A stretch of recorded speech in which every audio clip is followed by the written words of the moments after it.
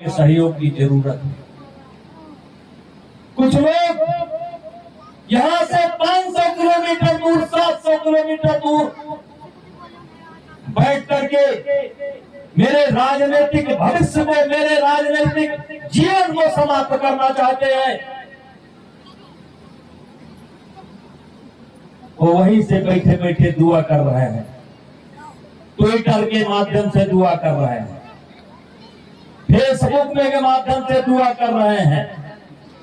मेरी बर्बादी की कहानी या मेरी बर्बादी का तमाशा देखना चाहते हैं।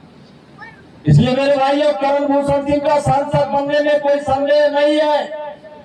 पिछली बार 2000 के ऊपर जो भी आपका वोट होगा हमारे लिए वोट होगा, लेकिन किसी के लिए वो थप्पड़ होगा जो 500 किलोमीटर दूर बैठ करके मेरे राजनीतिक जीवन को समाप्त कर देना चाहते हैं। केस है, हम लड़ लेंगे। केस है, हम लड़ लेंगे, लेकिन उनके इस षड्यंत्र का जवाब 1.5 लाख पार तरफगंज से करके आपको देना है। और यही निवेदन करना चाहता हूँ। मुसलमान भी मन बना चुके हैं, और इसलिए मैं सार्वजनिक मंचों से कहता हूँ कि मुसलमान के यहाँ में चोरी चोरी नहीं जाता हूँ, खुलेआम जाता हूँ। ये कोई नेता नहीं बोलता, मैं बोलता हूँ। मैंने सार्वजनिक मंच से बोला था कि बुलडोजर नीति का मैं विरोधी हूँ। याद होगा, गोरखपुर का एक प्रकरण था, मुझसे पूछा गया था, हमने कहा बुलडोजर नीति का मैं विरोधी हूँ।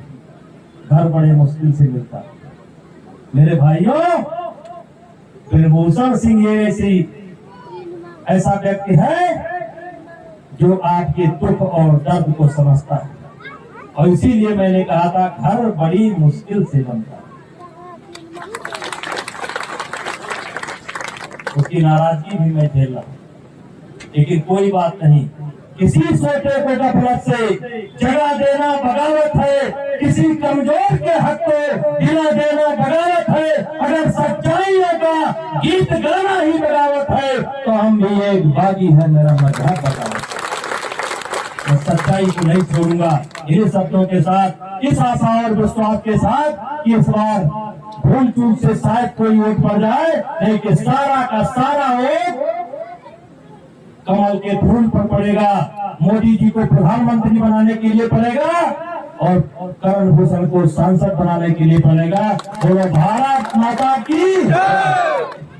और इसलिए मैं सार्वजनिक मंचों से कहता हूँ कि मुसलमान के यहाँ में चोरी चोरी नहीं जाता हूँ, खुलेआम जाता हूँ। ये कोई नेता नहीं बोलता, मैं बोलता हूँ। मैंने सार्वजनिक मंच से बोला था कि बुलडोजर नीति का मैं विरोधी हूँ। याद होगा, गोरखपुर का एक प्रकरण था, मुझसे पूछा गया था, हमने कहा बुलडोजर नीति का मैं विरोधी हूँ। घर बड़े मुश्किल से मिलता। मेरे भाइयों, ब्रजभूषण सिंह ये पहली बार नहीं हुआ, 1996 में भी हुआ था, और बहुत सोच समझ करके हुआ था, प्लानिंग करके हुआ था, और कांग्रेस के ही द्वारा हुआ था। आज जिन लोगों ने मेरे ऊपर आरोप लगाने का काम किया है, ये कुश्ती का अध्यक्ष पद मुझे खैरात में नहीं मिला था। मैंने हरियाणा के उस समय के तत्कालीन मुख्यमंत्री के साथ में दीपेंद्र सिंह हुड्डा जो सांसद थे, उनको हरा करके मैंने इस पद पर कब्जा किया था। और उसमें किसी सरकार का सहयोग मेरे साथ नहीं था।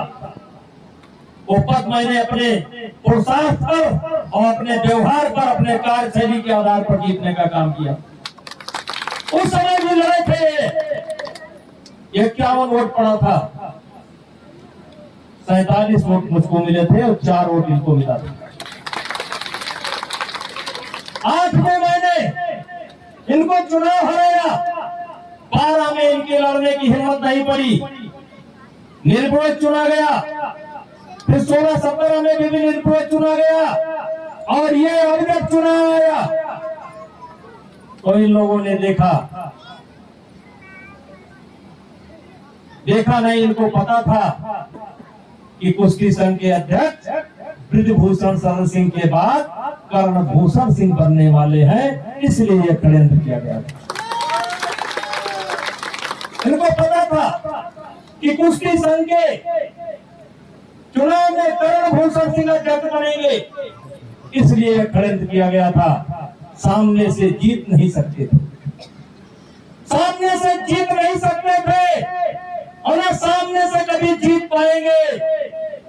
तो जैसे भीष्म पितामह के लिए शिखंडी खड़ा किया गया, वैसे हमारे सामने भी कुछ चीजें खड़ी की गई। और भाइयों, मैं 16 साल से इस लड़ाई को लड़ रहा हूं। लगता है ये शरीर पत्थर का हो गया।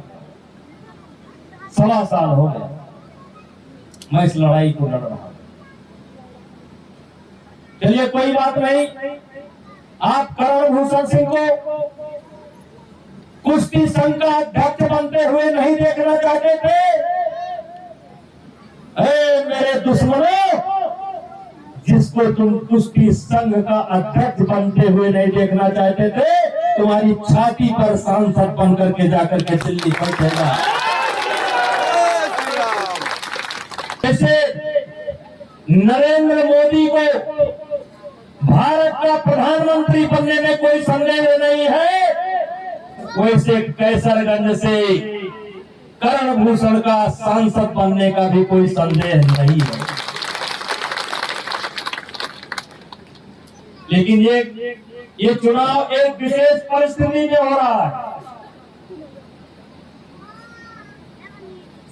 और उसमें आपके सहयोग की जरूरत है। कुछ लोग यहां से 500 किलोमीटर